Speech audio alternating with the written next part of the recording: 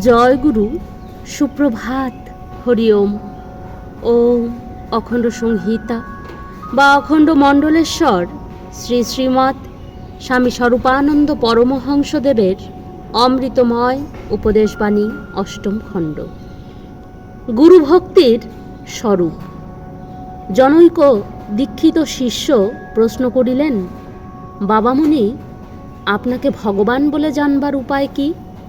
শ্রী শ্রী বাবামুনি বলিলেন, এইরূপ ভাববার প্রয়োজন কি? প্রশ্নকর্তা, নইলে গুরুভক্তি হবে কেন?